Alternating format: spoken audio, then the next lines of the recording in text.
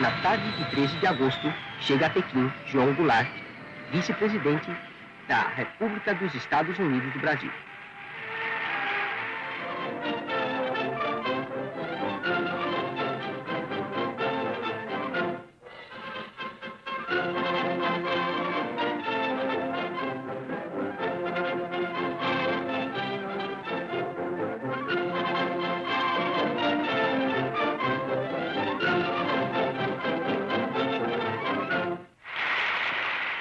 Sou portador de uma mensagem ao povo chinês, mensagem de amizade do povo brasileiro. Estou certo de estar contribuindo para a maior aproximação dos nossos povos, que podem e devem ser bons amigos.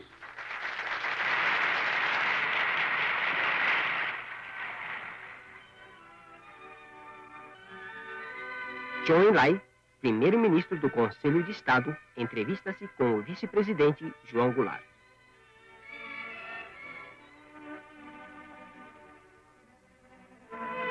Liu Shaoxi, presidente da República Popular da China, recebe o vice-presidente João Goulart.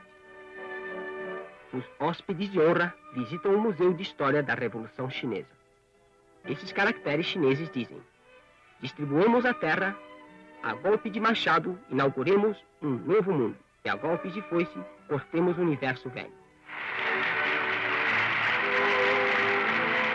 No dia 23 de agosto, o vice-presidente João Goulart termina sua visita à China e parte de Cantão para regressar ao Brasil. Chen Shen, vice-governador da província de Quantum, e outros dirigentes da província e da cidade, assim como multidões cheias de emoção, despedem-se dos hóspedes de honra na estação ferroviária.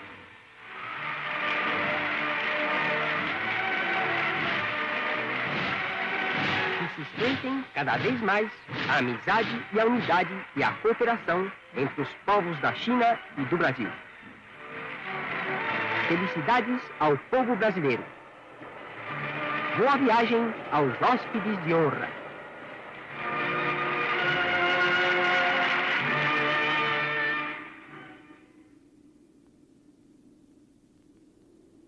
Passava pouco das 6 horas da manhã quando o presidente Jânio Quadros, como de hábito, trancou-se em seu gabinete. Naquele dia, porém, ele rascunhou os termos de sua renúncia que horas depois encaminharia ao Congresso Nacional, despertando os políticos de uma sonolenta sessão de sexta-feira. Sem que nada em sua expressão ou nos seus gestos traísse a decisão tomada, Jânio compareceu à cerimônia do Dia do Soldado. Vencido pelo que chamou de forças terríveis em seu bilhete de renúncia, foi fotografado pela última vez como presidente ao lado das forças ocultas. O ministro da Marinha, Silvio Eck, soou o alerta. Dar posse ao vice-presidente João Goulart era levar o país a uma guerra civil. Estava montado o cenário para o golpe. Eu fui cientificado da renúncia por um telefonema do chefe do cerimonial da Presidência da República, ministro Macedo Soares. E imediatamente me ocorreu a ideia de reunir no Itamaraty aqueles amigos que eu pudesse convocar imediatamente, a fim de que nós prestássemos uma homenagem ao presidente que se retirava. E, felizmente, essa ideia teve sucesso, porque reuniram-se no Itamaraty não apenas os meus amigos pessoais, como aqueles diplomatas que estavam então no Rio de Janeiro. Havia poucos em Brasília, a mudança da capital era recente, e muitos funcionários. Funcionários desde os mais humildes, os porteiros, os contínuos, os motoristas do Ministério, até aqueles de representação profissional que se encontravam no Rio de Janeiro. Então, nós abrimos um champanhe em homenagem ao presidente e, como uma espécie de conservadorismo tradicional, oferecendo aos presentes a última recepção do Itamaraty. Ele recebeu a notícia em Singapura, no Hotel Raffles, pela madrugada.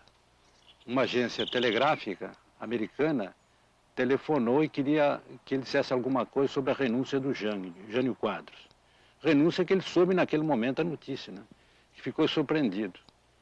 E me recordo, quer dizer, soube depois, que um dos acompanhantes, participantes dessa missão, que era o senador Barros de Carvalho, do PTB. E logo disse: "Ô, doutor Jango, vamos abrir uma champanhe para comemorar o futuro presidente." Mas o Jango era um homem muito precavido, né? Um homem muito com o pé no chão, né? E disse: "Olha, Barros, você quer tomar champanhe, não é inconveniente, vamos mandar buscar uma champanhe no bar. Agora, não para comemorar a minha chegada à presidência, mas sim em homenagem ao imprevisível."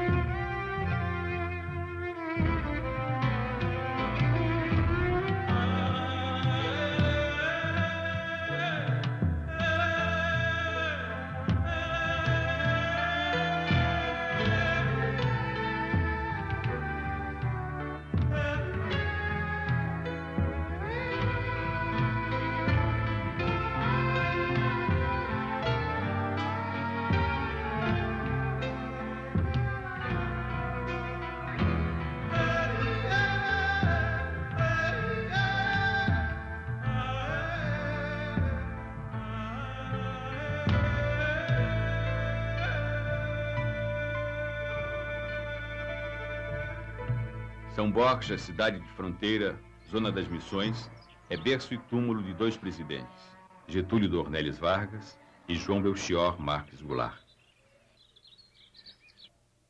O quarto de João Goulart, na Granja São Vicente, guarda as lembranças de sua vida pública iniciada pelas mãos de Vargas.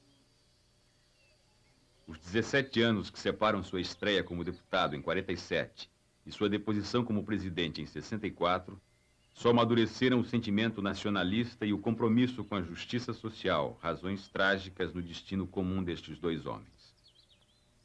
Ao disparar um tiro contra o peito na manhã de 24 de agosto de 1954, Getúlio Vargas acabou com a própria vida e também com os planos dos adversários que buscavam o caminho do poder, na trilha aberta por um golpe de Estado.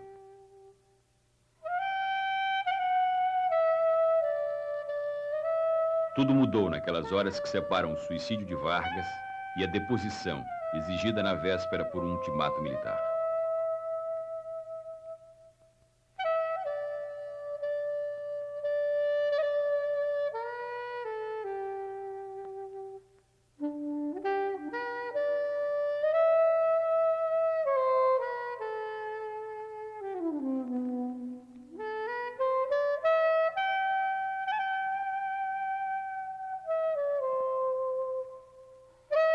Ao embarcar para Porto Alegre para o enterro do amigo, Jango levava consigo a carta-testamento e a herança política de Getúlio.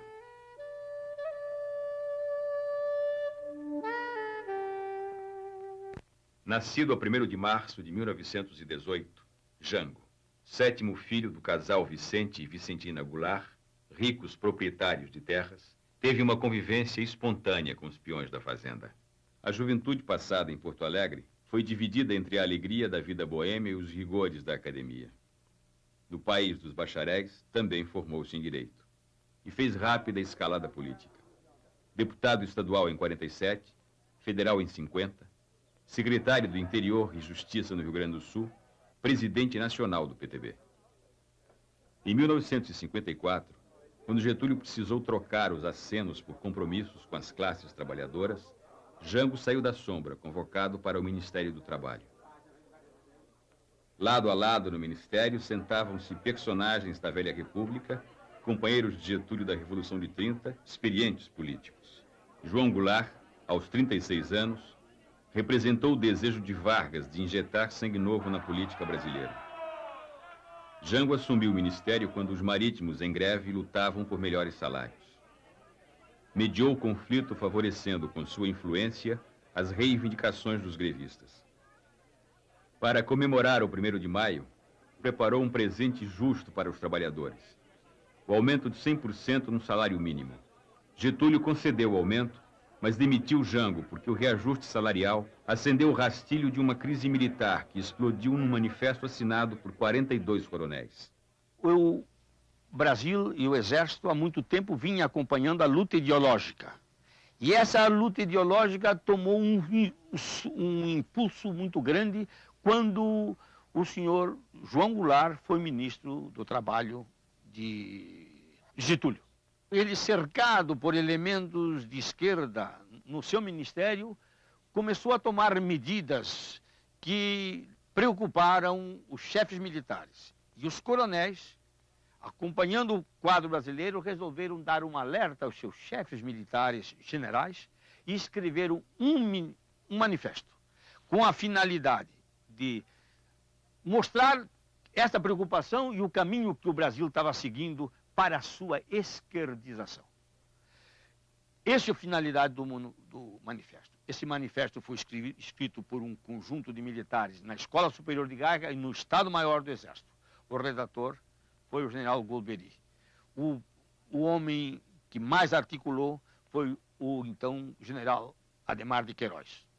A campanha contra Getúlio foi implacável. Gregório Fortunato, chefe da guarda pessoal do presidente, tentou calar a oposição à bala.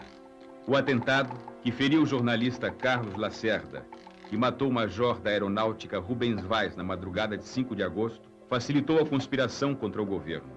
O desfecho dramático da crise com o suicídio do presidente tirou dos conspiradores o sabor da vitória. Candidato derrotado ao Senado em 54, nas eleições de 55, Jango trouxe os votos da área trabalhista que o elegeram vice-presidente e levaram Juscelino Kubitschek à presidência da República. Antes da posse, o casamento. Em 12 de maio de 1955, Jango casou com Maria Teresa Fontela, gaúcha, também de São Borja. Na vice-presidência, foi o avalista do sorridente JK junto à classe operária. Garantindo a estabilidade necessária para a JK aplicar o seu plano de metas e acelerar a industrialização, o apoio político do PTB resguardou o salário e a liberdade do trabalhador. Aberto o caminho da pacificação, funcionam no Brasil as regras constitucionais. No exercício da presidência, assumida durante as viagens de JK, Jango somou a prática da administração à sua experiência política. A visita à União Soviética no final de 1960 fez do vice-presidente João Goulart o primeiro dirigente latino-americano a furar a barreira ideológica armada pelo Ocidente em torno de Moscou. Recebido por Alexei Kosygin e Leonid Brezhnev, altos dirigentes soviéticos, ampliou os horizontes políticos do Brasil. Rompendo o alinhamento automático com os Estados Unidos, projetou o país na vanguarda das nações não alinhadas. Jango não poderia ir à União Soviética sem ver o túmulo de Lenin, herói da Revolução Comunista de 1917. A visita protocolar impressionou os chefes militares que, em 1961, tentaram impedir a sua posse. Ao visitar Leningrado, porto onde a história da Rússia feudal começou a naufragar, Jango foi conhecer o cruzador Aurora, de onde partiram os primeiros tiros da Revolução Bolchevique. Estas imagens voltariam à sua lembrança ao anistiar os marinheiros brasileiros que se rebelaram em 1964.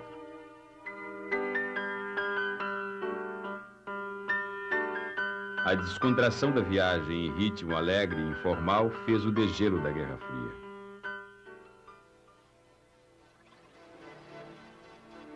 Robôs, mãos mecânicas, átomos. Jango descobriu na Rússia um mundo que entrava na era do Sputnik. O Brasil entrava na era da vassoura. A vitória de Jânio Quadros nas eleições presidenciais em outubro de 1960 tornou possível para a UDN matar sua fome de poder. Carlos Lacerda, Afonso Arinos e Magalhães Pinto foram os anfitriões da festa que converteu Jânio num udenista novo. Faixas, acenos, abraços e aplausos animaram o ritual da conversão. O Brasil estava contagiado pela febre janista. Dessa maneira, Jânio Quadros, esperança desse povo abandonado. Varre, varre, varre, varre, varre, vassourinha. Varre, varre a bandalheira. E o povo já está cansado de sofrer dessa maneira. Jânio Quadros. Para o PTB e os grupos de esquerda, o Marechal Henrique Teixeira Lott surgiu como candidato ideal à presidência da República.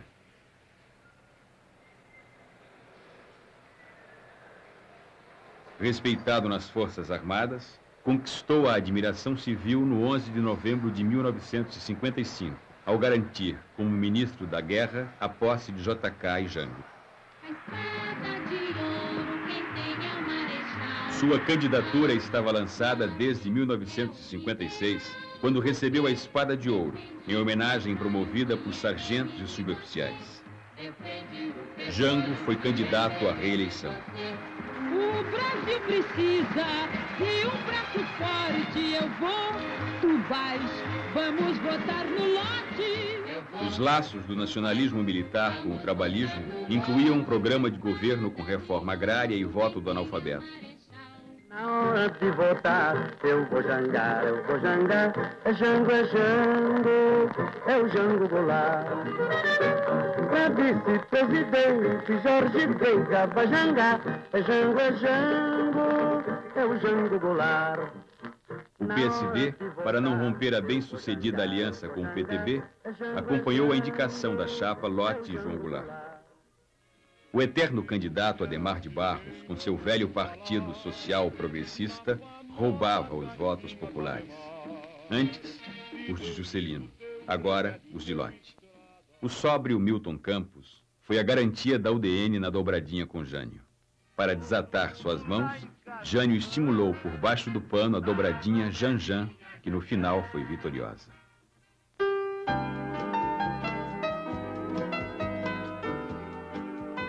Os 5 anos de JK sacudiram o Brasil. A modernização contagiou o país com a epidemia do novo. Bossa nova, cinema novo, nova capital. Sua arquitetura arrojada tornou-se a moldura futurista de um país que exibia antigos contrastes. JK partiu seguro de que voltaria. Quase 6 milhões de votos levaram Jânio ao poder. Logo sacaria uma surpresa da Capitola.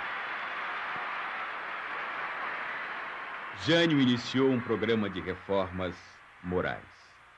Acabou com as corridas de cavalo durante a semana, adotou o slack como uniforme, fechou as rinhas de galo e proibiu o uso de biquínis na televisão.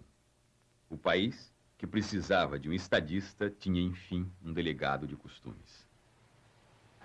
O governo cambaleava na ambiguidade. A política interna, moralista, selava seus compromissos com os padrões da classe média. Medidas econômicas, como a Instrução 204, que criava a taxa única do dólar, beneficiavam os exportadores e investidores estrangeiros. O fim da subvenção na agricultura provocava a elevação no preço dos alimentos, aumentando a inflação. A política externa obedecia a outro modelo. A visita do presidente Sukarno abria as fronteiras de um novo entendimento com o bloco dos não alinhados, que se formou no início dos anos 60. Então, o presidente tinha uma espécie de contradição entre a expansão da personalidade brasileira no meio internacional e a limitação da sua situação econômico-financeira. Ele tinha que levar avante uma política que não era contraditória, mas que tinha que respeitar essas duas contingências, essas duas imposições.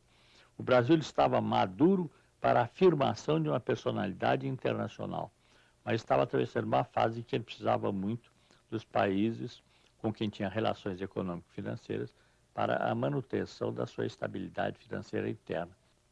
A condecoração de Ernesto Che Guevara foi um gesto ousado demais para o gosto dos aliados internos do governo.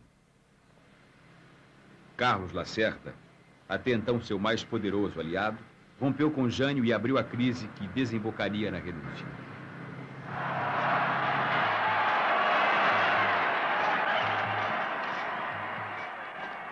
Em agosto de 1961, o aperto de mão com Mao Tse-tung fez de João Goulart novamente pioneiro, desta vez aproximando o Brasil do terceiro mundo. Jango rompeu as barreiras que separavam o Ocidente da República Popular da China. Na viagem a Pequim, ele repetiu o ritual do degelo com Moscou. Para Jango, a amizade entre os povos superava as fronteiras ideológicas.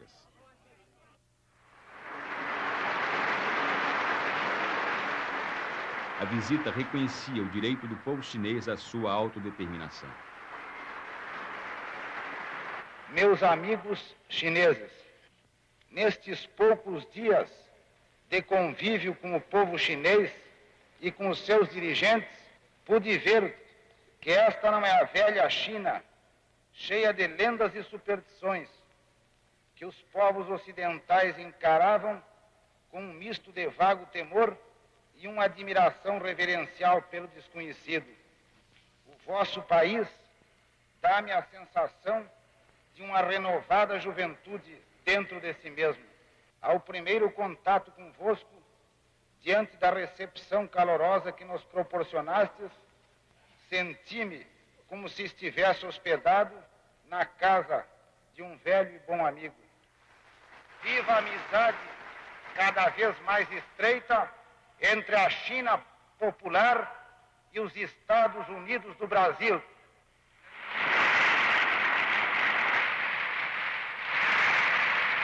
Viva a amizade dos povos asiáticos, africanos e latino-americanos.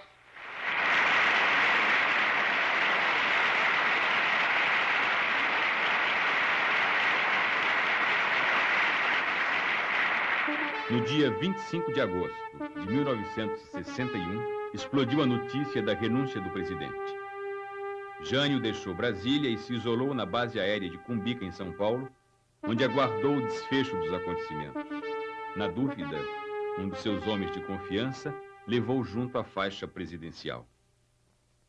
Com o vice-presidente no exterior, o presidente da Câmara, Ranieri Mazzilli, assumiu interinamente a chefia do governo. Os ministros militares tentaram impedir o retorno e a posse de Jango. E aqueles mais preocupados com o problema de luta que existia no Brasil, tomaram uma posição contra a subida de Jango, embora pessoalmente Jango não fosse um homem que nós tivéssemos uma atitude contrária por ele, mas pelos homens que o cercavam e que o estavam levando para um lado de esquerdismo que não era o que nós queríamos. E é preciso prestar atenção, é que nesse momento a guerra revolucionária já instalada no Brasil estava preconizando a conquista pacífica do poder. E era isto que nós queríamos evitar que ocorresse no Brasil. Que o Brasil fosse seguir o caminho da Tchecoslováquia. O meu primeiro gesto foi de oferecer garantias ao presidente Jânio Quadros, porque achávamos, nos primeiros momentos, que ele havia sido vítima de um golpe. Finalmente eu consegui uma comunicação através do jornalista Castelo Branco com a base de Cumbica, em São Paulo. E o presidente Quadros mandou-me dizer que realmente havia renunciado. A partir daquele momento, passamos a dirigir todo o nosso protesto, reivindicando a posse do vice-presidente. Tomei todas as medidas que cabia ao Estado em matéria de mobilização, para assegurar a ordem pública. Comuniquei-me com o comandante do Terceiro Exército, dizendo que, diante da situação, que ele também sabia, cabia ao Estado tomar todas as providências para resguardar a ordem pública. E que, de acordo com a Constituição, somente quando não pudéssemos resguardar a ordem pública, pediríamos, então, a cobertura e a colaboração das forças federais. Ele concordou e eu passei a tomar todas as providências. Mobilizamos todos o armamento disponível e nos preparamos para uma resistência. E sentimos que o Brasil inteiro fechou. Todos os demais estados submeteram-se à junta militar, com exclusão do governador Mauro Borges. Aqui no Rio de Janeiro, o governador Lacerda desencadeou a repressão. Em São Paulo também houve uma omissão por parte do governador Carvalho Pinto e desencadeou-se a repressão. O mesmo em Minas. E procurei contato com todos os generais e chefes militares que eu consegui, direta ou indiretamente. Foi, aliás, nesse momento que eu tive um diálogo muito duro com o general Costa e Silva, que comandava o 4º Exército no Recife. Eu lhe digo, em suma, que foi um movimento muito espontâneo, muito natural, que foi crescendo. Procuramos usar de todos os meios possíveis, particularmente os meios de comunicação, que foi a nossa salvação.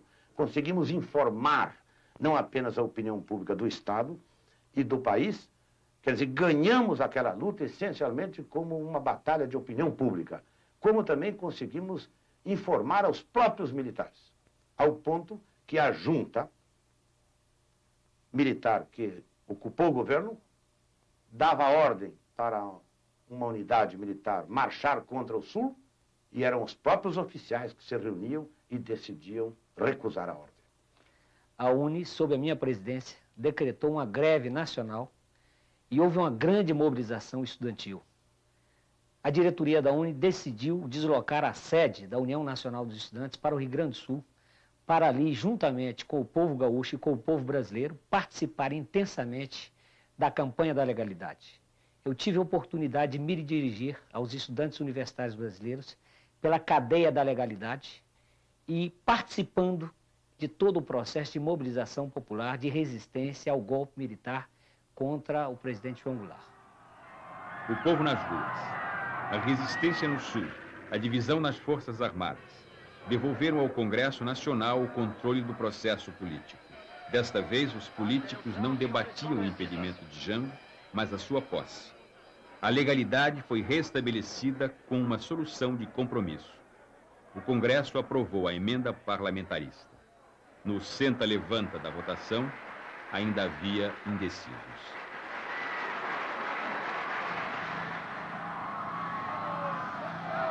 Para a viagem de volta, João Goulart exibiu habilidade e paciência. Ao saber da renúncia, retornou imediatamente ao Brasil pelo caminho mais longo. Paris, Nova York, Buenos Aires e Montevidéu. A rota do Pacífico. Da sacada do Palácio Piratini, acenou para a multidão que o aclamava.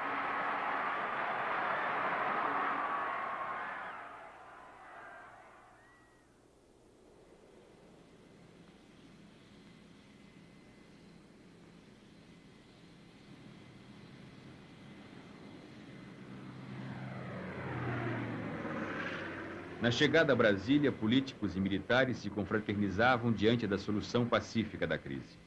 Até mesmo os que haviam apostado no veto militar foram receber o novo presidente.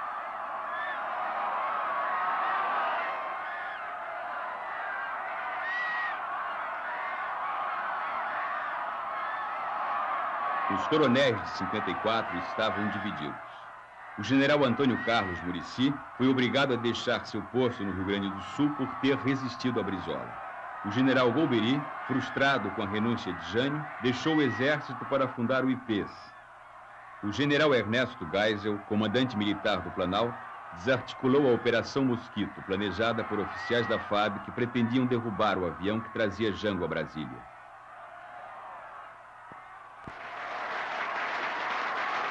No dia 7 de setembro de 1961, Jango assumiu a presidência da República e anunciou que seu governo pretendia marcar uma nova independência do Brasil. Sabem os partidos políticos, sabem os parlamentares, sabem todos que, inclusive por temperamento, inclino-me mais a unir do que a dividir. Prefiro pacificar a acirrar ódios. Prefiro harmonizar a estimular ressentimentos. Promoveremos a paz interna, paz com dignidade, paz que resulte da segurança das nossas instituições, da garantia dos direitos democráticos, do respeito permanente à vontade do povo e à inviolabilidade da soberania nacional.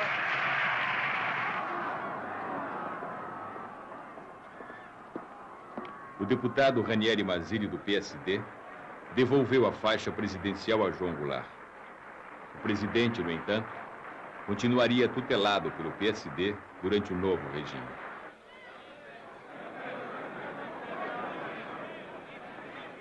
O primeiro gabinete parlamentarista teria a marca da moderação e o estilo do premier Tancredo Neves.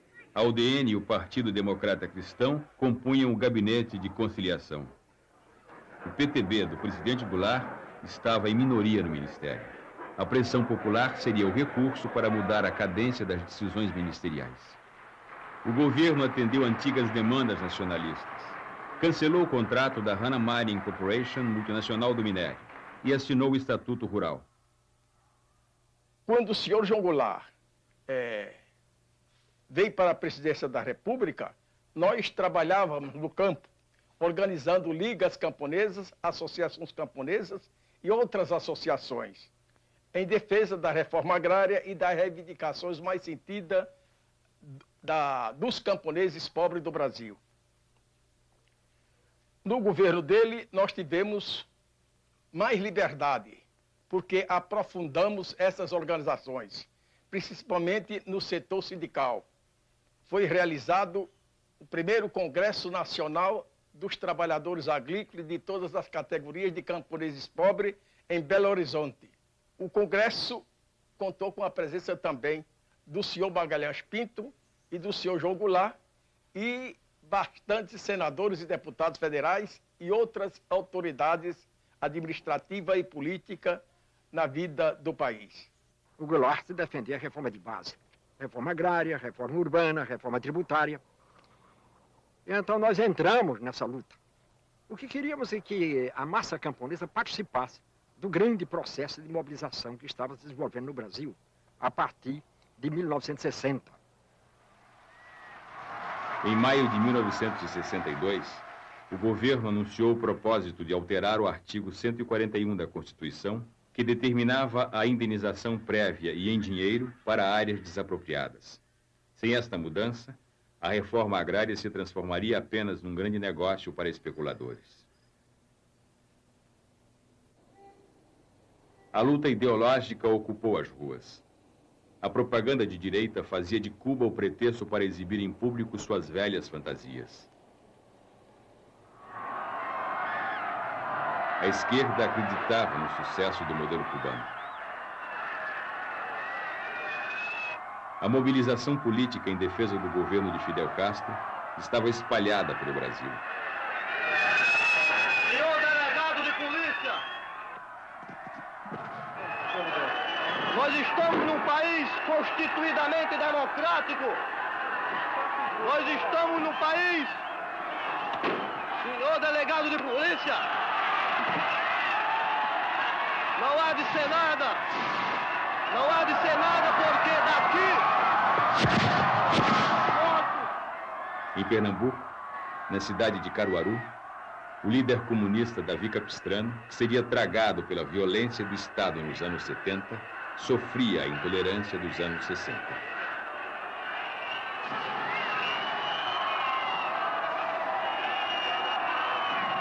Apelo para a classe operária de Caruaru.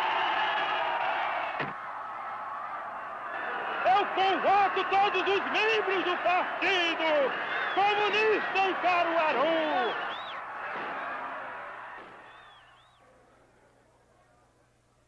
A escalada da violência terrorista deixaria sua marca na exposição soviética, que exibia no Brasil a nova bossa do mundo socialista e a tecnologia do leste da Europa. O inquérito que apurou o atentado revelou que parte dessas ações era planejada nos porões do governo da Guanabara. Entre os implicados, o chefe de polícia do Estado. A União Nacional dos Estudantes foi alvo dessa ação terrorista dos grupos de extrema-direita. O movimento anticomunista desencadeou uma ação contra a União Nacional dos Estudantes, metralhando a sede da UNE. Na verdade, o que estava ocorrendo é que se organizava no Brasil uma corrente fascista, organizações paramilitares que se organizavam, a direita se organizava, financiado por organizações estrangeiras, posteriormente, inclusive, tomou-se conhecimento disso. Tudo isso com uma razão muito clara: impedir a participação do povo na política, conter a participação dos trabalhadores, conter a participação da classe operária, conter a participação dos trabalhadores rurais, conter a participação dos estudantes. Porque nós estávamos exatamente numa caminhada para um processo de democratização maior, democratização econômica, democratização da propriedade da terra, democratização do poder político, democratização do saber. E as classes dominantes brasileiras, no seu racionalismo, quer dizer, os grandes grupos estrangeiros, as empresas multinacionais, quer dizer, os latifundiários, a grande burguesia brasileira, não podia admitir nem mesmo as limitadas reformas de base que o presidente Jango Goulart queria implantar no Brasil. O lance mais ousado do governo brasileiro foi sua política externa. O Itamaraty estabeleceu a diplomacia do não alinhamento, desatando os nós que prendiam os interesses do Brasil às decisões tomadas em Washington. O governo reatou relações com a União Soviética, votou contra a política colonialista na África e apoiou o direito de Cuba à sua autodeterminação. A política externa esbarrou nas fronteiras da dependência econômica. A pressão norte-americana levou o ministro Santiago Dantas a Washington, onde, sob um clima frio, negociaria os limites da dívida brasileira. Creio que estes dias de contato com as autoridades financeiras americanas e internacionais em Washington se desenvolvem dentro do que tive a oportunidade de anunciar ao povo brasileiro antes de partir do Brasil, e que os seus resultados corresponderão à expectativa do povo brasileiro. A saber, o Brasil não pretende aumentar imoderadamente o seu endividamento e, pelo contrário, o que deseja é estabelecer condições que lhe permitam enfrentar os seus compromissos de acordo com sua capacidade de pagar. A viagem de João Goulart aos Estados Unidos em abril de 1962 conteve temporariamente o afastamento entre os dois países.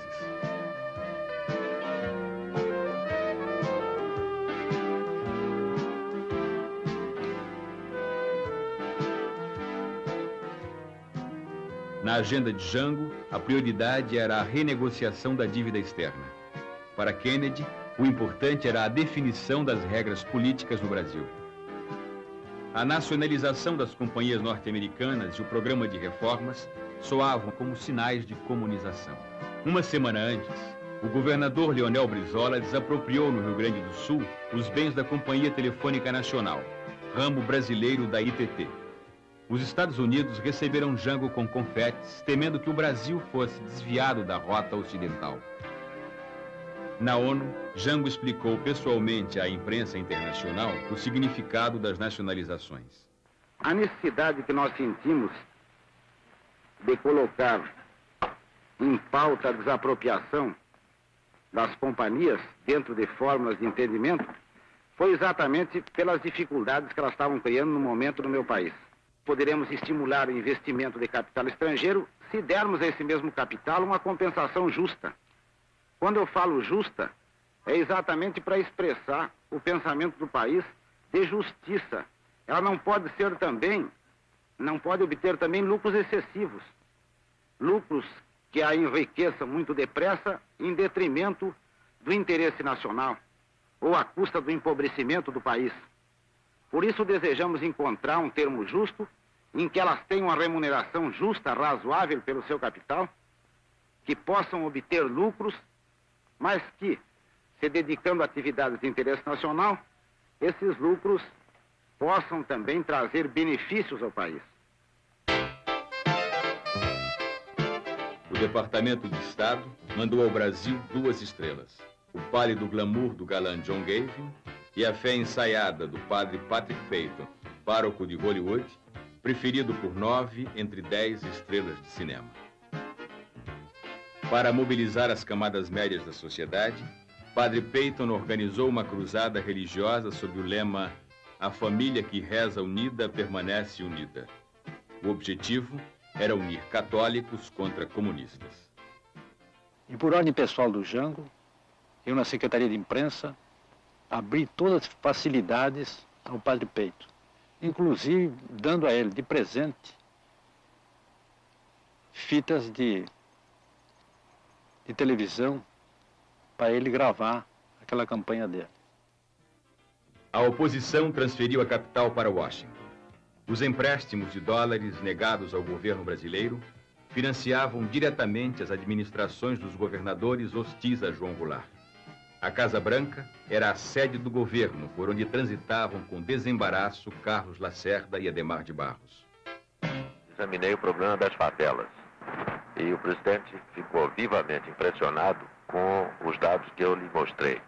O Rio de Janeiro, por exemplo, tem um déficit anual de 10 mil casas para as pessoas morarem e acumulou esse déficit durante 10 anos, o que significa que temos um déficit só no Rio de Janeiro de 100 mil casas. E o presidente não só ficou impressionado, como comunicou-se com o Sr. Goodman no sentido de acelerar os projetos em andamento a respeito de favelas na Guanabara. Abordamos uma meia dúzia de temas: problema do Porto de Santos, problema do Porto de São Sebastião, problema do abastecimento de águas na cidade de São Paulo. Temos águas para 2,5 milhões de habitantes, precisamos de água para 4,5 milhões de habitantes. Quer dizer, problemas muito grandes: novas estradas de rodagem, eletrificação das outras estradas de ferro, novas usinas hidroelétricas, enfim, uma porção de problemas que diz respeito à economia paulista e à economia nacional. O gabinete Tancredo Neves foi dissolvido quando o premier demitiu-se para concorrer às eleições. O novo gabinete, presidido por Brochado da Rocha, sobreviveu a 2 meses de crises sucessivas. O último primeiro-ministro, Hermes Lima, foi tirado dos quadros do Partido Socialista para fechar as contas do parlamentarismo. Com o presidencialismo à vista, as eleições de 1962 ganharam maior importância. No jogo eleitoral, a direita abriu seus trunfos. Para conter o avanço da esquerda, o Instituto Brasileiro de Ação Democrática, IBAD, ponta de lança do IPES, despejou mais de 2 milhões de dólares na campanha, sustentando a propaganda de 250 candidatos à Câmara Federal e vários governadores. Vencerão as instituições democráticas no entrechoque das ambições desenfreadas, da crise ao caos. O país pode ser arrastado a uma crise inconciliável. O que estamos fazendo nós para impedir que se coloque diante do povo brasileiro a trágica opção entre soluções antidemocráticas? Nós, os intelectuais, nós, os dirigentes de empresa, nós, os homens com responsabilidade de comando, nós que acreditamos na democracia e no regime da livre iniciativa, não podemos ficar omissos enquanto a situação se agrava dia a dia. A omissão é um crime. Isolados, seremos esmagados. Somemos nossos esforços. Orientemos no sentido único a ação dos democratas para que não sejamos vítimas do totalitarismo. E é justamente para coordenar o pensamento e a ação de todos aqueles que não querem ficar de braços cruzados diante da catástrofe que nos ameaça, que é necessário criarmos um organismo novo, com uma mensagem nova para a nova realidade do Brasil de hoje. Temos uma finalidade básica: evitar que a difícil situação que o país atravessa venha a comprometer nossas instituições democráticas e tradições cristãs. O Instituto de Pesquisas e Estudos Sociais tem essas finalidades básicas. Seus objetivos são claros e definidos. A ele caberá executar um plano que leve a esses objetivos: fortalecimento das instituições democráticas, superação do subdesenvolvimento, estabilização da moeda, moralização e eficiência da estrutura governamental. Mas o IPES não pode ficar em palavras. É preciso agir. O derrame de dólares não conteve a vitória de políticos comprometidos com as reformas. A bancada da UDN diminuiu e a do PTB aumentou. O PSD manteve a maioria. O novo Congresso ganhou outras feições. Os políticos reagruparam-se em frentes. De um lado, a Frente Parlamentar Nacionalista. Do outro, a Ação Democrática Parlamentar, trincheira da reação contra as reformas. Um dos aspectos mais importantes da atuação dessa direita parlamentar, que embora na Ação Democrática Parlamentar, de ação democrática pouco ou nada tinha, foi justamente conseguir transformar a atuação legislativa num palco para conflitos. Conflitos que certamente eram baseados em reais interesses econômicos, mas que eram apresentados como batalhas ideológicas. O povo, convocado para decidir a sorte do sistema parlamentarista, devolveu a Jango os poderes que lhe foram tirados. 15 milhões de eleitores foram às urnas. Quase 10 milhões disseram não ao parlamentarismo. Restava a Jango 3 anos de governo. O presidente, em minoria no Congresso, organizou o Ministério de Conciliação, onde o PSD tinha maioria e a esquerda maior influência.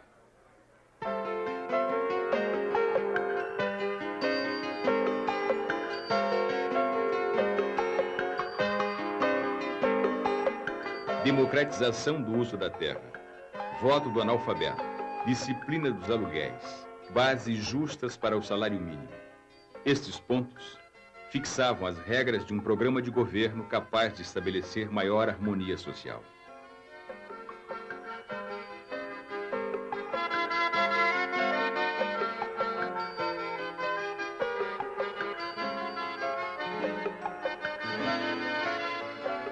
Jango propunha o fim da fome e da miséria, num país onde a justiça sempre foi o lado obscuro da democracia.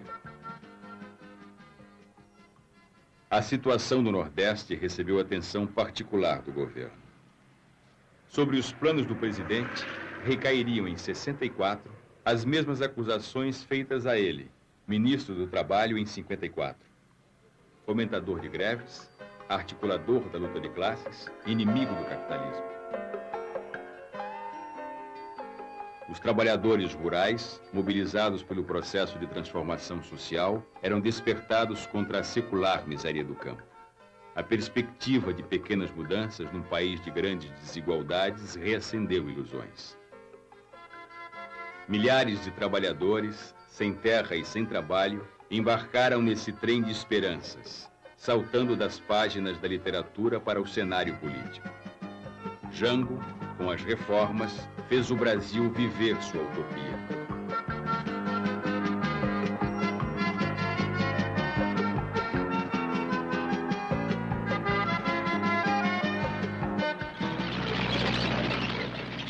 O presidente precisava do apoio dos quartéis.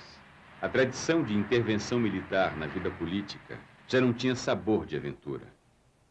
O improviso da década de 20 deu lugar à ideologia no final dos anos 40. A Escola Superior de Guerra, formada em 1950 nos moldes do War College norte-americano, montou seu próprio modelo político, baseado no conceito de segurança e desenvolvimento. Em desafio ao regulamento disciplinar, os sargentos elegeram 2 representantes nas eleições de outubro de 62.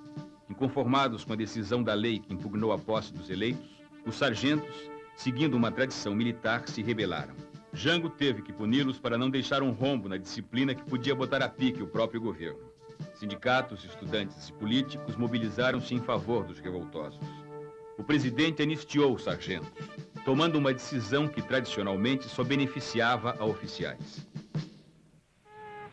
A atuação política dos sargentos atemorizava os chefes militares. O general Osvino Alves, homem de fé nacionalista e prestígio na tropa, fazia um esforço pessoal no comando do 1º Exército para puxar o apoio da oficialidade para o governo.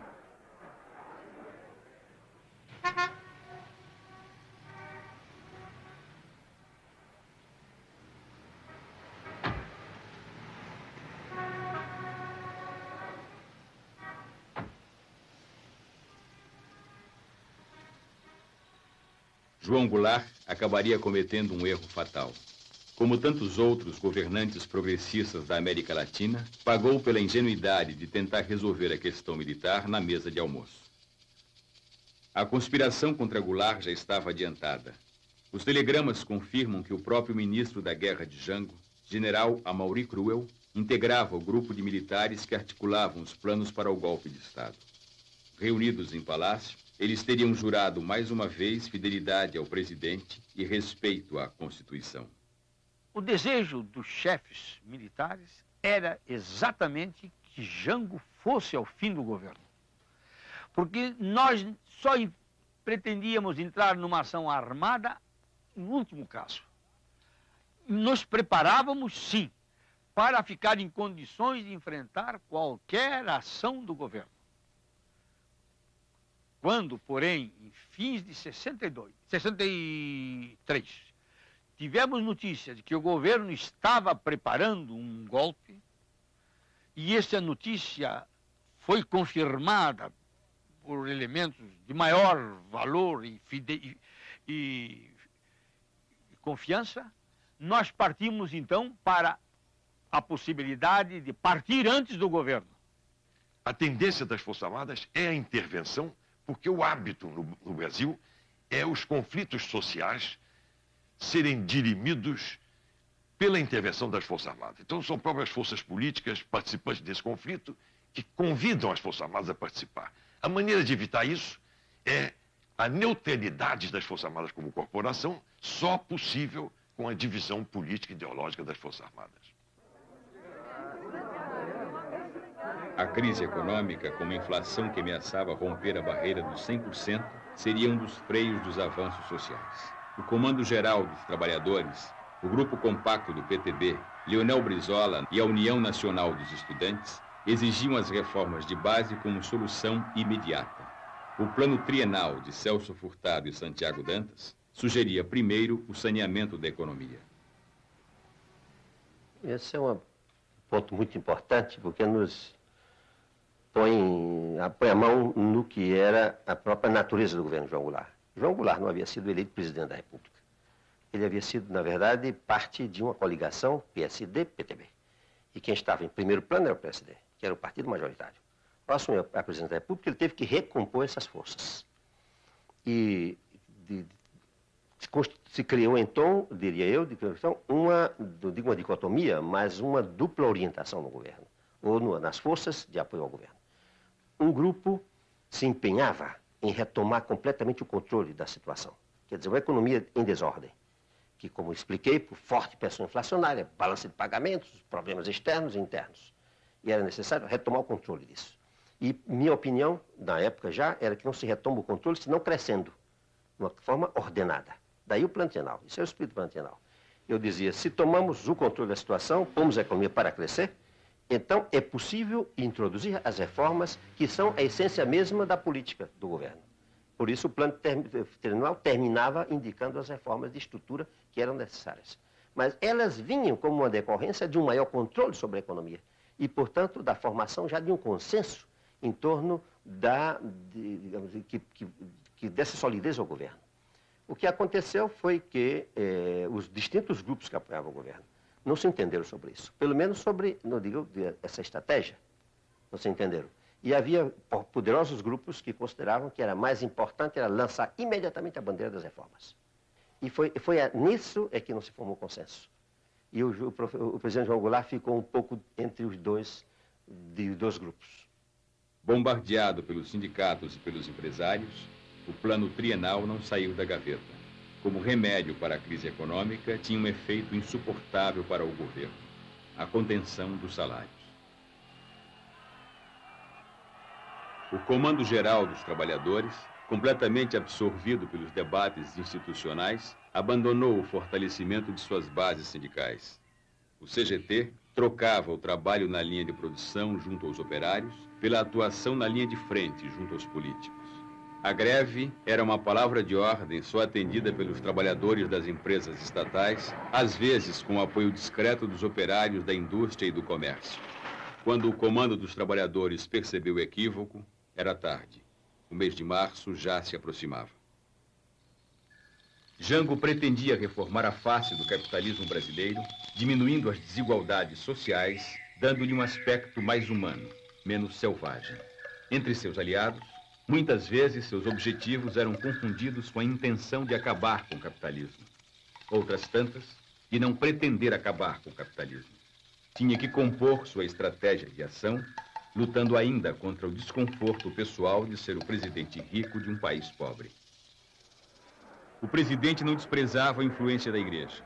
A Jango cabia convencer a alta hierarquia católica que as reformas sociais que pretendia iriam estabelecer no Brasil os princípios de justiça que o próprio cristianismo pregava. Os núcleos brizolistas, organizados em todo o país nos grupos de 11, escancaravam a luta de Brizola pelo poder com o slogan: cunhado não é parente, Brizola para presidente. As ligações de parentesco eram um obstáculo que a Constituição impunha. A proposta de alteração na lei municiou o arsenal da propaganda contra o governo. Travestida de defensora da Constituição, a direita se fortalecia. O alarido da campanha convenceu a classe média, setores militares, igreja e empresários de que o governo queria mudar a Constituição para acabar com a democracia.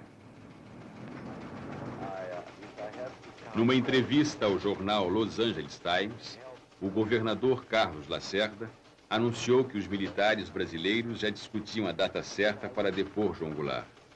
Os ministros militares, indignados, pediam a punição de Lacerda.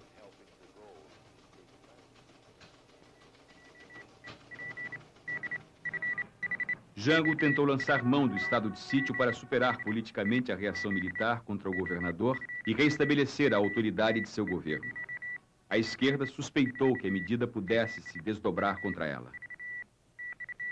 É preciso voltar atrás àqueles dias difíceis e conturbados, quando as pressões se avolumavam contra nós. Quando vinham de todo lado, vinham daqui de dentro e vinham do exterior. Realmente não se queria admitir que no Brasil as reformas fundamentais fossem feitas. Nós tínhamos notícias de que em São Paulo, Adhemar de Barros, e no estado do Rio de Janeiro, Carlos Lacerda, se preparavam de uma forma ativa para uma revolução ou para um golpe. O estado de sítio foi decidido no Rio de Janeiro, numa reunião de Jango com o seu ministério e com seus ministros militares. As notícias que chegaram em Brasília do estado de sítio foram muito atemorizantes para nós. Nós não sabíamos naquele momento se a correlação de forças permitia que se instalasse um estado de sítio nesse país que não fosse depois alterado pelas forças majoritárias, aí pela parte reacionária do PSD, aliada ao UDN, num instrumento contra o trabalhador, num instrumento contra as conquistas dos trabalhadores, independente da vontade de João Goulart. Depois que Jango chegou a Brasília e que nós verificamos que o projeto de estado de sítio começou a ser emendado, permitindo violação de domicílio, permitindo todos aqueles abusos que depois de 64 foram normais, que nós tomamos a decisão de sermos contrários ao estado de sítio. Eu não sei até hoje se esta decisão nossa foi correta. Para evitar a derrota, Jango recuou. Isolado no Congresso, hostilizado pelos governadores Lacerda, Magalhães e Adhemar, bloqueado economicamente pelos Estados Unidos, Jango não tinha outra saída. Partiu para a mobilização popular, empunhando pessoalmente a bandeira das reformas. Em janeiro de 1964, o presidente tirou da gaveta e regulamentou a Lei de Remessa de Lucros, que tinha sido aprovada pelo Congresso há mais de um ano. Já no mês de março, um almoço na Vila Militar e a recepção calorosa manifestada por alguns oficiais não apagaram a inquietação e as dúvidas no olhar fatigado do presidente. A adesão de militares subalternos e o engajamento da oficialidade no projeto nacionalista do governo expressavam o empenho de quase todos os setores da sociedade brasileira na construção de uma democracia mais justa.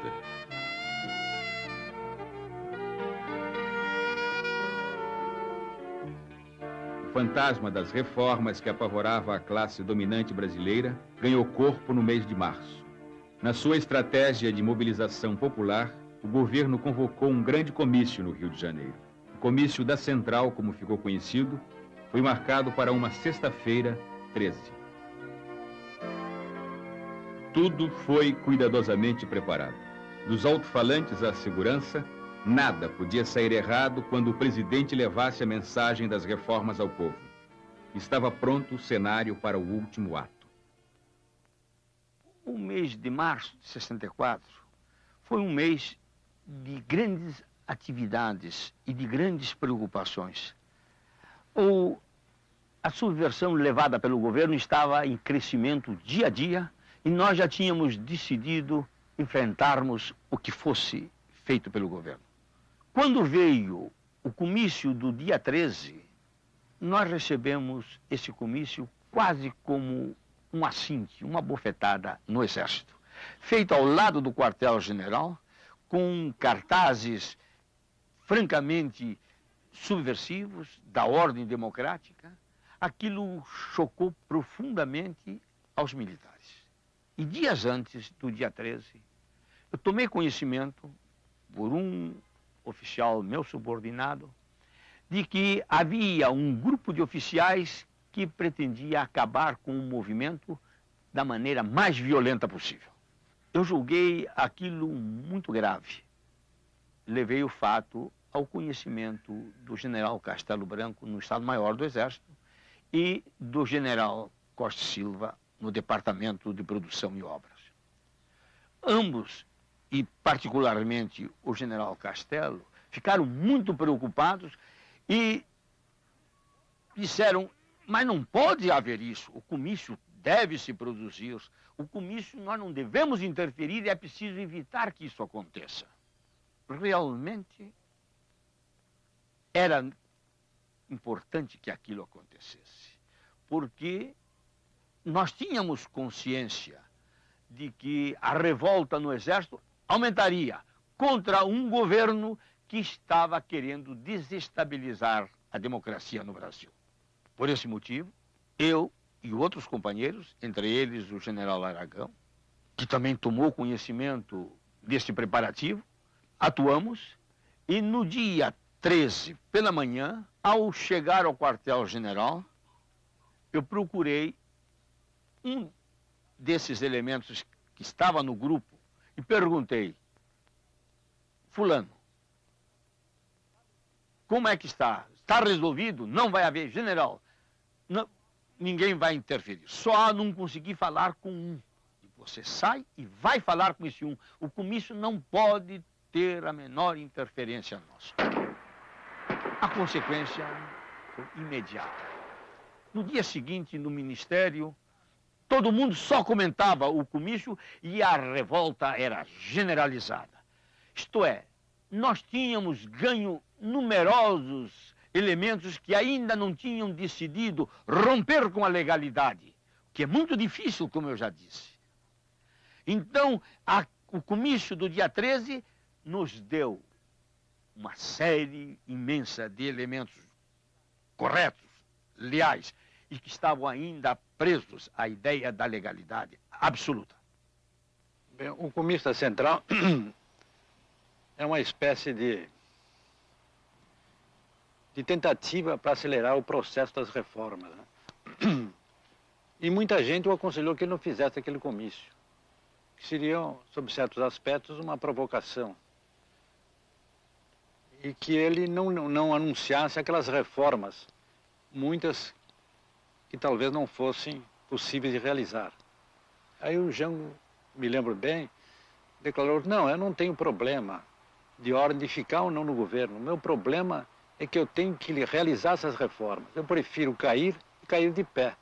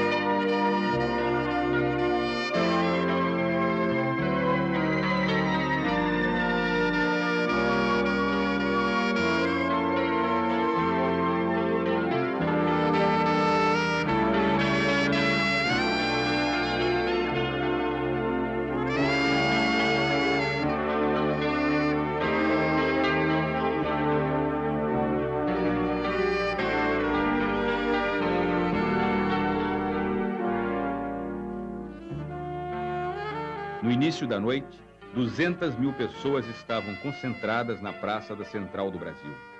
A multidão empolgou os oradores. Jango não decepcionou. Ao seu lado, sua mulher Maria Teresa era a presença que quebrava um pouco da tensão daquele ato. No mesmo palanque de madeira que Getúlio Vargas usava para suas aparições públicas, anunciou a execução de seu programa.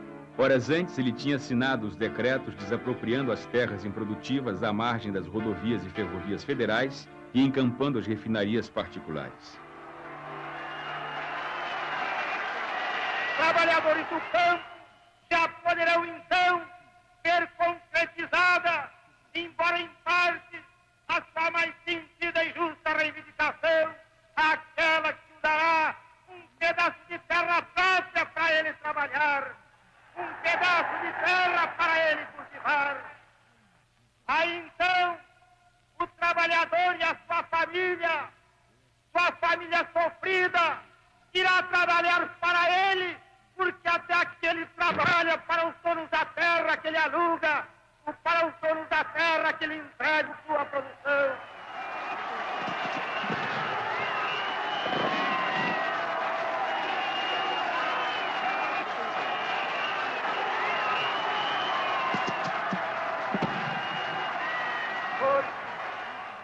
Com o alto testemunho da nação e com a solidariedade do povo, reunido na praça que só o povo pertence, o governo, que é também o povo e que também só o povo pertence, reafirma seus propósitos inabaláveis de lutar com todas as suas forças pela reforma da sociedade brasileira. Não apenas pela reforma agrária, mas pela reforma tributária, pela reforma eleitoral ampla, pelo voto do analfabeto, pela elegibilidade de todos os brasileiros, pela pureza da vida democrática, pela emancipação econômica, pela justiça social e ao lado do povo, pelo progresso do Brasil.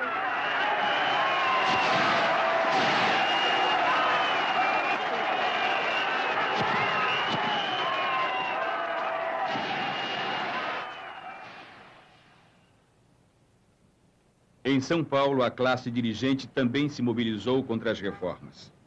Com o apoio do governo do Estado, da sociedade rural e dos setores da igreja, foi organizada a Marcha da Família com Deus pela Liberdade. Ex-combatentes de 32 e as 400 paulistas levavam o rosário numa das mãos e na outra cartazes com alguns de seus mandamentos. O civismo matará o comunismo. defesa da Constituição e da legalidade. Jango retirou-se com a família para São Borja na Semana Santa de março de 1964.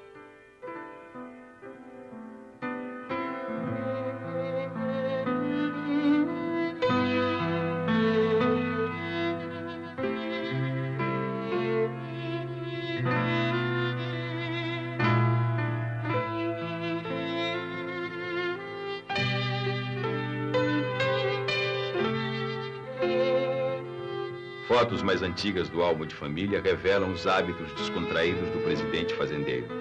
A companhia de Maria Teresa, o churrasco, o chimarrão, a cavalgada nos campos, que desta vez foram vividos em clima de tensão. Aliás, esta seria a última vez que Jango estaria com a família na estância por onde passaria rapidamente em abril, solitário, rumo ao exílio no Uruguai.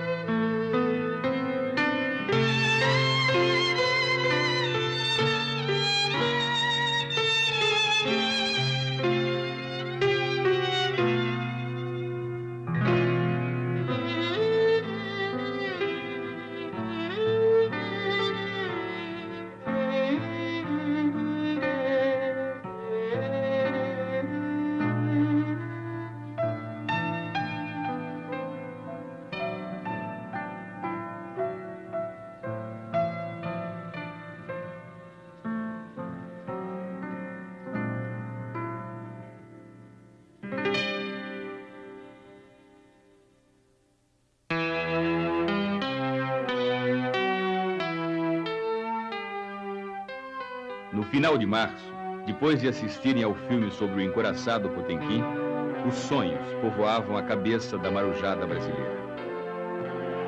Sitiados no Sindicato dos Metalúrgicos durante a comemoração do 2º aniversário de sua associação mantida à revelia da Marinha, centenas deles exigiam seus direitos: libertação dos companheiros presos, melhoria da alimentação e o direito de casar.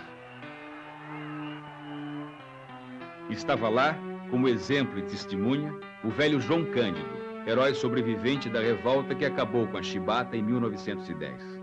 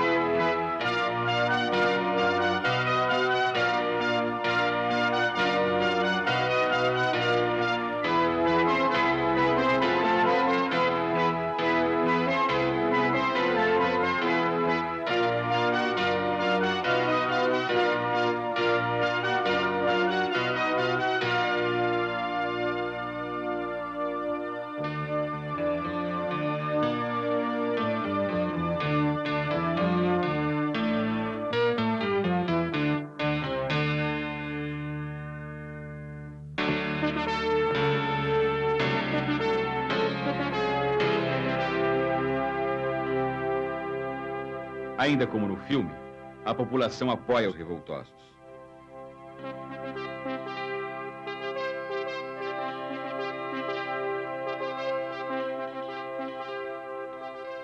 Amotinados no clube naval, em nome da disciplina, os oficiais exigiam a punição dos rebeldes. De volta ao Rio, Jango encontra uma solução. Os marinheiros são presos e, em seguida, libertados.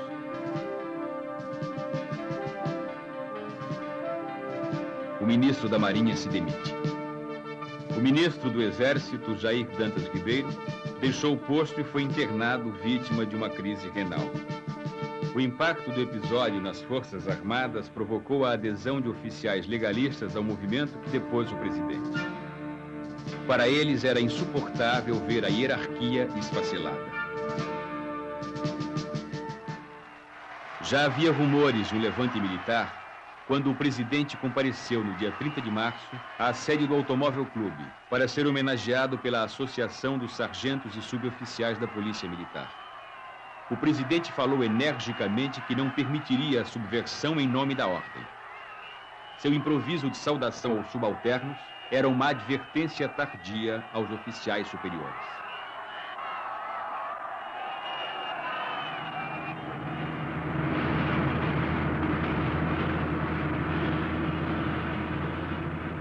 Na madrugada do dia 31, poucas horas depois de terminada a festa, as tropas do general Olímpio Mourão Filho, comandante da 4ª Região Militar, já avançavam sobre a Guanabara.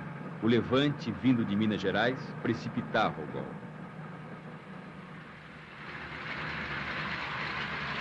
Na Guanabara, tanques do exército rolavam sobre a cidade sem encontrar resistência. A classe média exorcizou seus fantasmas, incendiando o prédio da União Nacional dos Estudantes. Na tarde do dia 1º de abril, na zona sul do Rio de Janeiro, já se comemorava a vitória. O presidente João Goulart tinha deixado a Guanabara, reduto do inimigo, seguindo para Brasília. A capital também não oferecia segurança ao presidente. Jango partiu para Porto Alegre.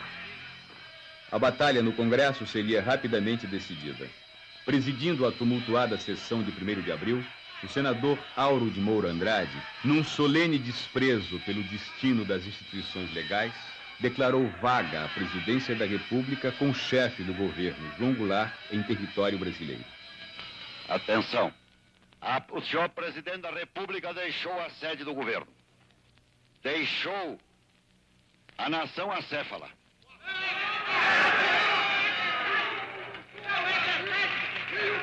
Numa hora gravíssima da vida brasileira, em que é mister que o chefe de Estado permaneça à frente do seu governo. Abandonou o governo. E esta comunicação faço ao Congresso Nacional.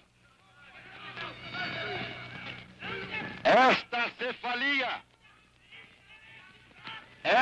cefalia configura a necessidade do Congresso Nacional como poder civil imediatamente tomar a atitude que lhe cabe nos termos da Constituição brasileira. Para o fim de restaurar nesta pátria conturbada a autoridade do governo e a existência de governo. Não podemos permitir que o Brasil fique sem governo abandonado.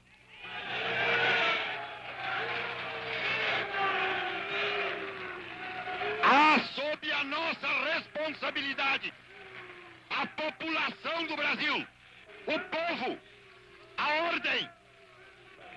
Assim sendo, declaro vaga a presidência da República.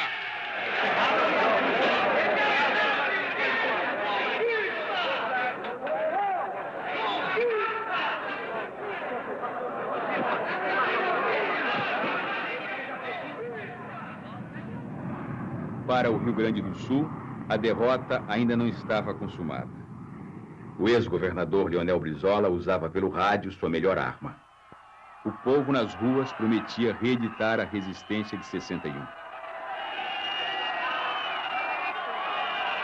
Quando o presidente João Goulart chegou a Porto Alegre, já em plena crise, houve uma reunião na residência do comandante do Terceiro Exército, que era o general Ladário Telles. Aliás, uma grande figura humana e de chefe militar. Estava o presidente João Goulart, 8 generais e eu. E a minha proposta foi a seguinte: que o presidente se retirasse para o interior do Rio Grande do Sul, mais precisamente para a região de São Borja, e que, naquele momento, nomeasse o general Ladário ministro do Exército, e eu aceitaria a nomeação de ministro da Justiça, e que nós iríamos tratar da resistência. Pediu a palavra ao general Ladário e disse que estava inteiramente de acordo com a minha proposta, que o Terceiro Exército possuía armamento para organizar corpos de civis que poderiam atingir a mais de 100 mil homens, além das tropas do Exército, e que considerava a situação complexa, difícil, que possuía alguns bolsões dentro do Terceiro Exército, mas que ele considerava possível defender a legalidade. A decisão final dessa reunião coube ao presidente, que decidiu que não houvesse resistência, porque considerava que seria um tributo de sangue demasiadamente grande que o povo brasileiro teria que pagar para restaurar os seus direitos. Aliás, eu comecei a preparar-me para uma eventual reação de Minas Gerais 1 ano e meio antes de março de 64, quando eu convoquei o coronel Zé Geraldo para comandar a Polícia Militar. Eu lhe dei incumbência de prepará-la para uma reação, porque eu estava certo que, com as dificuldades que eu tinha com o governo, eles acabariam querendo fazer uma intervenção em Minas, e eu reagiria. Então, eu preparei-me mais para uma reação a uma intervenção do que para depor um presidente. Magalhães tinha assumido uma responsabilidade nacional. E, nesse caso, ele achou que devia fazer, junto ao Palácio da Liberdade, um governo que tivesse também um caráter nacional. Para isso, ele convocou Milton Campos, Zé Maria de Alckmin e eu. Eu fui prevenido disso com algumas semanas de antecedência e fui cientificado de que seria informado no dia em que fosse necessária a minha presença em Belo Horizonte. A minha função, que era de ministro sem pasta, nós três, Milton Campos, Zé Maria de Alckmin e eu, fomos nomeados secretários sem pasta. E a minha função de secretário sem pasta era a obtenção de um eventual apoio internacional para o reconhecimento da nossa condição de beligerância, caso as condições efetivas do movimento que se preparava chegassem até esse ponto. O reconhecimento de beligerância, como você sabe bem, importa no fornecimento de elementos capazes de auxiliar o movimento político que está em andamento. Não foi necessário. E nós sabíamos, confiávamos na vitória. E houve uma reunião mesmo nossa em que antes estávamos todos imaginando o tempo que duraria. A previsão era de durar uns 6 meses de luta, no mínimo. Eu era considerado um homem optimista. Achava que em 1 mês se acabava. O único que acertou foi o Golbery, que disse: cai como castelo de cartas. Apesar da surpresa, apesar do desgaste que já vinha sofrendo o governo, se o presidente João Goulart decidisse resistir, decidisse contra-atacar, ele dispunha ainda de tropas, ele dispunha de elementos aqui no Rio para, inclusive, ocupar o Palácio Guanabara, onde estava o Lacerda conspirando, ele talvez tivesse ganho aquela parada, ou pelo menos estabelecido uma luta mais prolongada. Mas ele resolveu não resistir. Foi uma decisão, a meu ver, até acertada, porque evitou derramamento de sangue. E hoje, depois dessas informações liberadas lá do americano, a gente está vendo o envolvimento que, inclusive, tinha o governo americano no golpe militar que estava se processando no Brasil. A história de que os Estados Unidos tinham mandado navios para o Brasil era uma coisa velha. ela já tinha sido, inclusive, mencionada uma vez num programa de auditório da TV americana chamado Firing Line, que é do William Buckley. Ele estava entrevistando, na época, no começo da década de 70, o governador, o ex-governador, já na época, Carlos Lacerda, quando do auditório se levantou alguém e disse: olha, isso aí não é verdade, eu estava no Caribe, na época, embarcado, fazendo serviço militar, e o navio em que eu estava foi desviado para a costa brasileira na época da Revolução. Havia histórias assim. E havia também a conversa de que talvez os Estados Unidos tivessem mandado realmente navios para a costa brasileira, mas eram só petroleiros. O que se descobre na Operação Brother Sun é que ela, em conjunto, era uma coisa muito maior. Quer dizer, ela de verdade incluía os 4 petroleiros. Os 4 petroleiros vinham abastecidos para garantir o suprimento de combustível da Revolução se o movimento tivesse que durar, encontrasse muito resistência e tivesse se prolongado por mais de um mês. Havia 136 mil barris de gasolina comum, querosene para aviação, havia tudo isso. Também houve a movimentação de navios de guerra, que eram, se não me engano, 6 destroyers. Um porta-aviões foi mandado para a costa brasileira, navio especializado em transporte de helicópteros, 24 aviões de combate e transporte. Houve um embarque muito grande de munição, que não chegou sequer a ser trazido para o Brasil, mas foi embarcado nos Estados Unidos. Esses navios, de vários pontos do Atlântico, começam a convergir para a costa brasileira. Pouco antes da madrugada do dia 2 de abril, toda a operação é desmobilizada quando chega o aviso de que os militares já tinham tomado o poder. Essa era a Operação Brother Sun. No dia 2 de abril, com os gaúchos desmobilizados, Jango partiu para São Borja e, em seguida, para o exílio no Uruguai.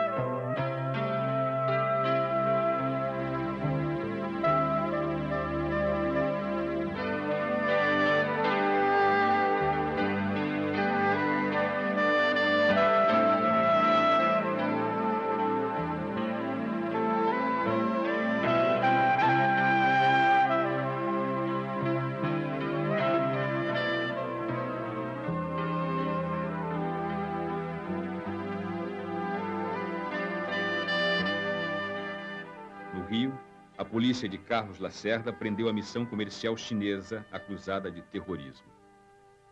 Coube ao velho defensor de presos políticos Sobral Pinto provar a inocência dos diplomatas. O líder comunista Gregório Bezerra, arrastado pelas ruas do Recife, foi jogado na cadeia.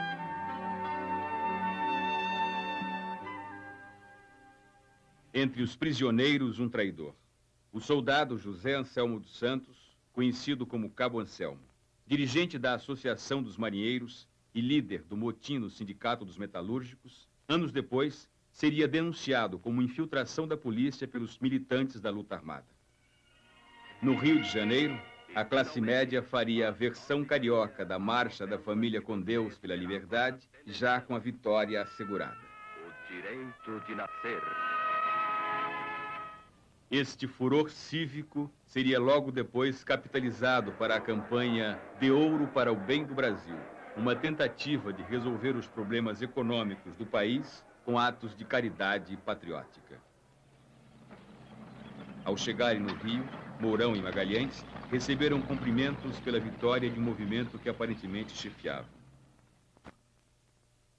Em minha interpretação, ocorreram 2 golpes em 64.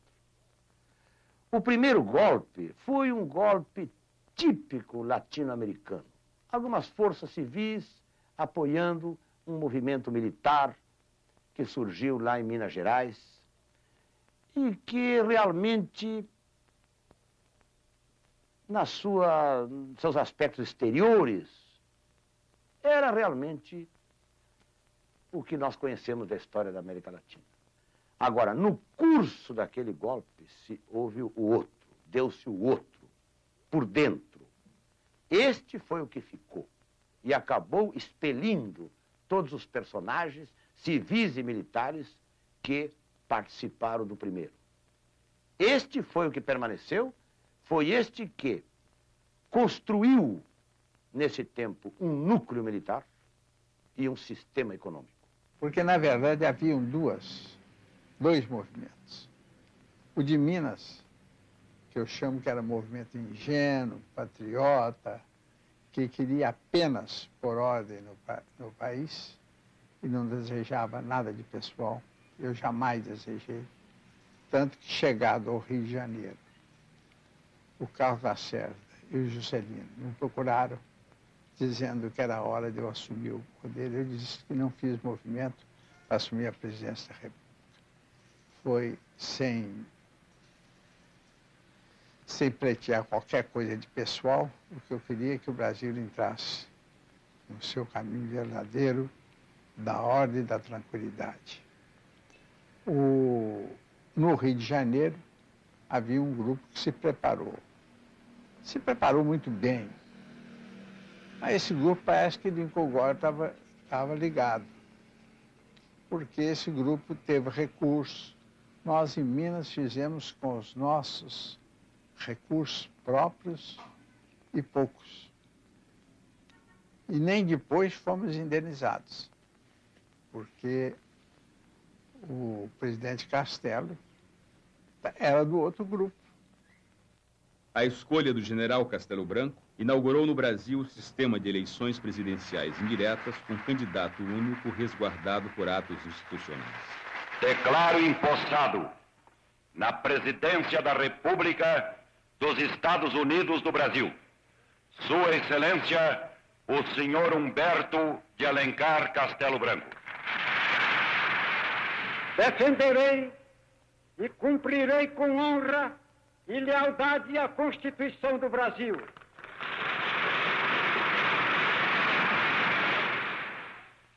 Caminharemos para a frente com a segurança de que o remédio para os malefícios da extrema esquerda não será o nascimento de uma direita reacionária. Meu procedimento será o de um chefe de Estado sem tergiversações, no processo para a eleição do brasileiro, a quem entregarei o cargo a 31 de janeiro de 1966. 1964 fechava o ciclo dos coronéis de 54. Desta vez, eles estavam unidos e tinham um programa. Os conceitos forjados na Escola Superior de Guerra substituíam a justiça social pelo desenvolvimento e a democracia pela segurança.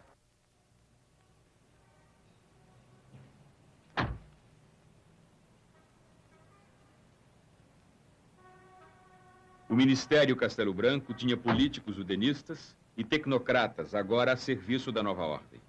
Mas o verdadeiro núcleo do poder após 64 estava nas mãos dos companheiros de armas. O general Costa e Silva no Ministério da Guerra, o general Ernesto Geisel na chefia da Casa Militar e o general Goberido Couto e Silva, que com as fichas do IPES montou o Serviço Nacional de Informações. O governo Castelo Branco recompôs antigas alianças. Revogando a lei de remessa de lucros, reestabeleceu a crença dos Estados Unidos na democracia brasileira. Anulando o decreto de desapropriação de terras improdutivas, tranquilizou os grandes proprietários rurais. Com as novas diretrizes econômicas, o Fundo Monetário Internacional veio em socorro do aliado. O controle rigoroso dos salários financiaria o desenvolvimento e o combate à inflação. Depois de mandar para a prisão ou para o exílio as principais lideranças de esquerda e do movimento sindical, os militares desfaziam as ambições de seus aliados civis. Adhemar de Barros, governador de São Paulo, se apegou a Castelo Branco, mas foi demitido e cassado, acusado de corrupção. O sonho de Lacerda chegar à presidência acabou quando o Marechal Castelo Branco prorrogou seu próprio mandato, cancelando as eleições presidenciais de 1965.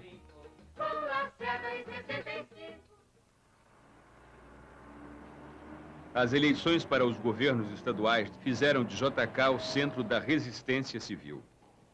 A vitória das oposições para os governos estaduais em Minas e na Guanabara inquietou o governo.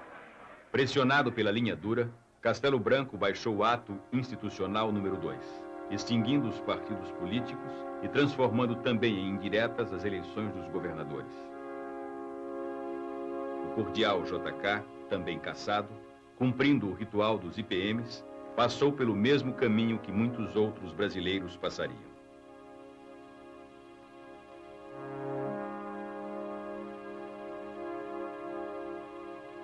O fazendeiro Jango, exilado no Uruguai, vivia a angústia e as incertezas da espera.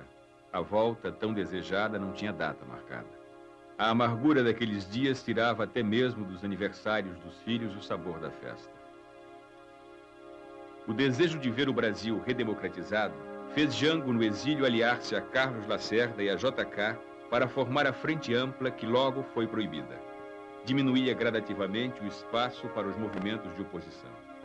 Lacerda seria o nome mais ilustre a figurar na próxima lista de cassações.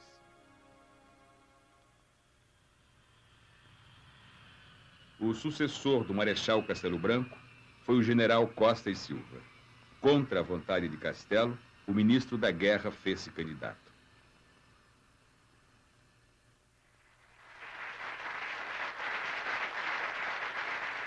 No Congresso, sob aplausos da Arena e o silêncio do MDB, Costa e Silva tomou posse.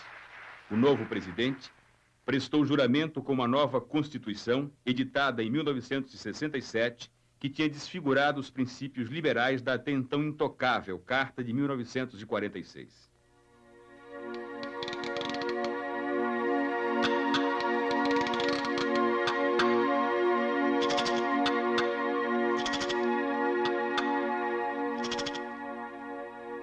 A marginalização do povo e o fracasso das soluções políticas abriram caminho para as passeatas. Os movimentos de protesto promovidos por estudantes, intelectuais e profissionais liberais, violentamente reprimidos, levaram à radicalização. A derrota do populismo provocou desencanto com as fórmulas políticas tradicionais e lançou uma nova palavra de ordem: a luta armada. Da zona das Caraíbas à Cordilheira do Sul, espalhou-se a vaga revolucionária dos anos 60. Os Tupamaros no Uruguai, Douglas Bravo na Venezuela e o padre Camilo Torres na Colômbia iniciavam a ofensiva guerrilheira. Os Rangers, treinados pelos Estados Unidos, iniciaram a grande caçada contra Ernesto Che Guevara. A sombra desafiadora de Che desapareceria em 8 de outubro de 1967. A morte do comandante das guerrilhas, tantas vezes anunciada, seria reconhecida por Fidel Castro em Havana. También es una fotografía oscura. Es esta fotografía. Podía estar seguro, siquiera, de que adoptara un mínimo de medidas de cuidado. Muchas veces ir adelante en alguna patrulla de exploración.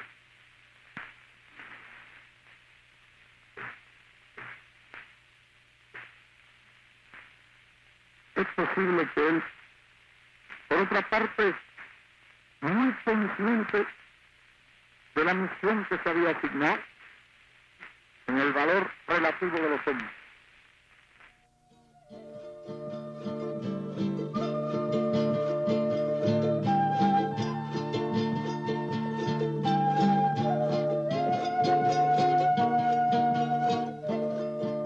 No coração da América, na província de La Higuera, na Bolívia, um helicóptero trazia amarrado o corpo de Guevara. O general Hugo Banzer fiscalizava pessoalmente a operação. Estava nervoso como um caçador inferiorizado diante da presa. Ernesto Che Guevara, o revolucionário exemplar, estava morto. Sua imagem, com um fuzil na mão e uma estrela na boina, renasceria não só no Terceiro Mundo, mas nas rebeliões de 68 em Paris, Praga, Berlim, Berkeley.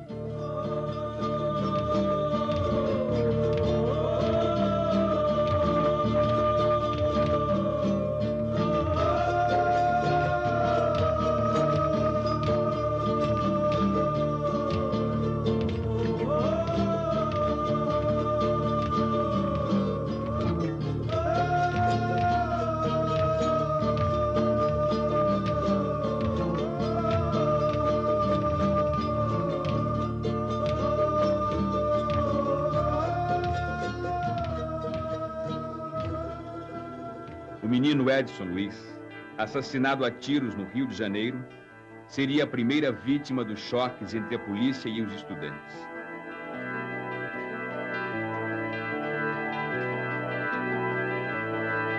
Quem cala sobre teu corpo consente na tua morte, talhada a ferro e fogo nas profundezas do corte que a bala riscou no peito. Quem cala morre contigo, mais morto que estás agora, relógio no chão da praça, batendo, avisando a hora que a raiva traçou. No incêndio, repetindo o brilho de teu cabelo. Quem grita vive contigo.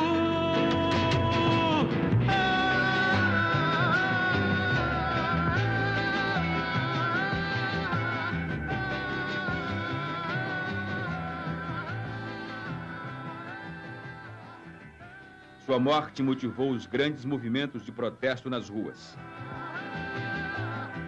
Claro, ficou decidido na Assembleia dos Intelectuais que eles comparecerão em massa à passeata.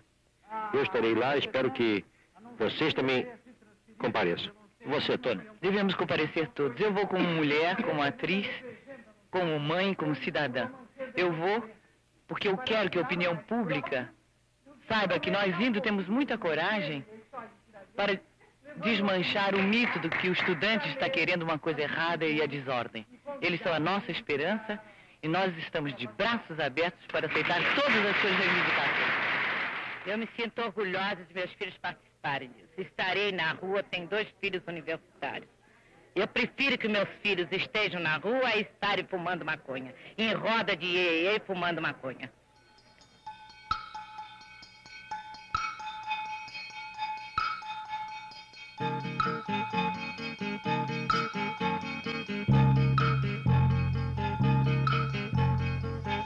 Vamos passear na floresta escondida, meu amor. Vamos passear na avenida. Vamos passear nas veredas no alto, meu amor. Há uma cordilheira sob o asfalto. A estação primeira. O pretexto para o endurecimento do regime foi um discurso do deputado de oposição Márcio Moreira Alves, o pedido do governo para processá-lo e a negativa do Congresso, tomada em defesa de sua soberania. Presidente Vargas, Presidente Vargas, Presidente Vargas, vamos passear nos Estados Unidos do Brasil. vamos passear escondidos. Em dezembro de 1968, de novo numa sexta-feira 13, o governo fechou o Congresso e promulgou o Ato Institucional número 5. O fechamento do regime e a repressão sobre as organizações civis neutralizou a oposição. A censura aos jornais, rádio e televisão abafou qualquer sinal de protesto. A igreja, que ficou do lado das forças que derrubaram Jango, reapareceu no final dos anos 60 como a única instituição organizada em defesa da justiça e dos direitos humanos. O assassinato do padre Henrique, colaborador direto de Dom Helder Câmara, marcou com sangue a nova orientação da igreja. Com a perseguição, a cassação de todo o movimento popular, a obstrução dos movimentos sindicais, faz com que a igreja reste como o único espaço onde o movimento popular possa se reorganizar. De certa maneira, a única instituição para a qual não se poderia nomear um general da reserva para ser o presidente da Conferência Episcopal ou para ser o arcebispo de São Paulo. Então isso faz com que o popular irrompa dentro da igreja. Depois do sucesso inicial, marcado por operações de sequestro e assalto a bancos, a guerrilha urbana isolada do povo foi esfacelada. O ex-deputado Carlos Marighella, antigo dirigente do Partido Comunista, fundador da Ação Libertadora Nacional, ALN, morreu em São Paulo numa emboscada preparada pelas forças policiais. Como me acaba de decir a los trabajadores, yo no voy a renunciar. Colocado en un tránsito histórico, pagaré con mi vida la lealtad del pueblo. No Chile, ainda foi tentada outra alternativa. Uma coalizão que congregou comunistas, socialistas, liberais e católicos progressistas elegeu o senador Salvador Allende. Candidato derrotado nas eleições de 52, 58 e 64, Allende chegou ao poder em 1970, propondo a via pacífica para o socialismo. A alegria do governo de Allende, a tentativa de conciliar socialismo com liberdade, acabou no banho de sangue financiado dos Estados Unidos. Viva Chile! Viva el pueblo! Viva los trabajadores! Em 1973, a CIA e a ITT financiaram a deposição e o assassinato de Allende. Em 1975, já não restava nenhuma democracia no Cone Sul, mas este painel ficaria ainda mais sombrio. Organizações policiais e paramilitares montaram a Operação Condor, com o objetivo de impedir qualquer ação política de oposição no continente. Em Washington, uma bomba acabou com a vida de Orlando Letelier, ex-ministro de Allende. Em Buenos Aires, foi sequestrado e morto o senador Michelini do Uruguai. O general Juan José Torres, presidente da Bolívia, e o general Carlos Prates, ex-comandante em chefe do exército chileno, foram assassinados por explosões de bombas. O presidente João Goulart sabia que seu nome constava nesta lista de políticos condenados. O maior sonho dele, a maior vontade que ele tinha era de voltar ao Brasil. Eu acho que, no fundo, ele não aguentava mais essa instabilidade de ficar percorrendo países da América Latina e, mais tarde, até pensar em se radicar na Europa. Porque a vontade que ele tinha e a esperança que ele tinha era de poder voltar ao Brasil. O sonho de retorno terminou no dia 6 de dezembro de 1976. Na sua fazenda em Mercedes, na Argentina, ao lado de Maria Teresa, morreu de um ataque cardíaco.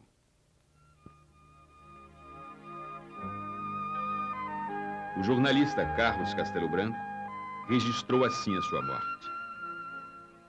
O presidente João Goulart, sem condições de voltar ao Brasil, compelido a deixar a Argentina e aconselhado a não permanecer no Uruguai, morreu como um peão perdido à procura do caminho de volta ao seu galpão.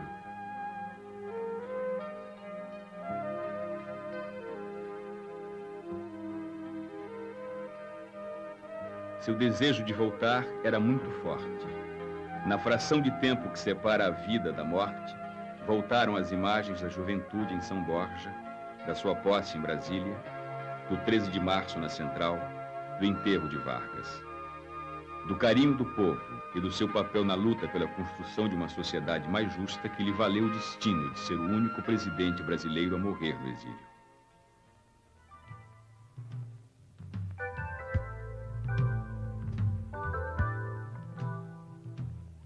No dia 7 de dezembro, o corpo de João Goulart atravessou de volta a fronteira do Brasil para ser enterrado em São Borja. Haviam-se passado 12 anos desde que ele saíra para o exílio. A família, os amigos e ex-auxiliares estenderam sobre o caixão do ex-presidente da República a bandeira da anistia. O silêncio foi a versão oficial do governo.